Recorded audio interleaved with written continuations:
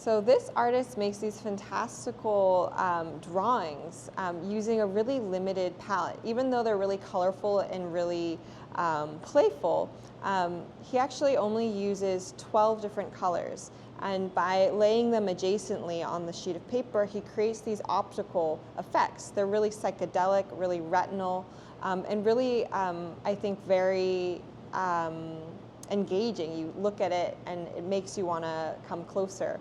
And when you come closer, you begin to see all the details. So you have this figure that looks vaguely like the Buddha, but he's formed out of all these different textures and patterns, which are really, really interesting and highly detailed. It's extremely, you can imagine that this took a really long time to make.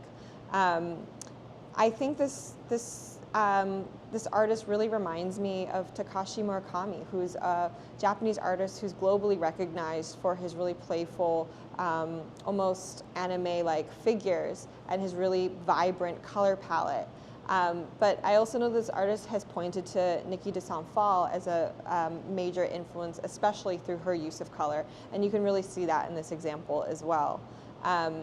Another sort of interesting art historical resonance is the way this artist is using color by not overlapping or mixing, but showing them side by side.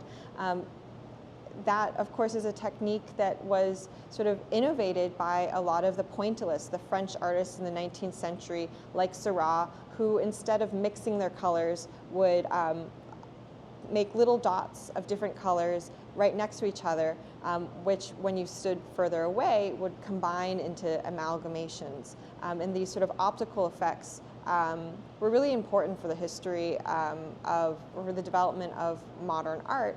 And I like to see how, even though with this playful, almost cartoon-like figure, the artist is still sort of pointing back to this longer historical narrative.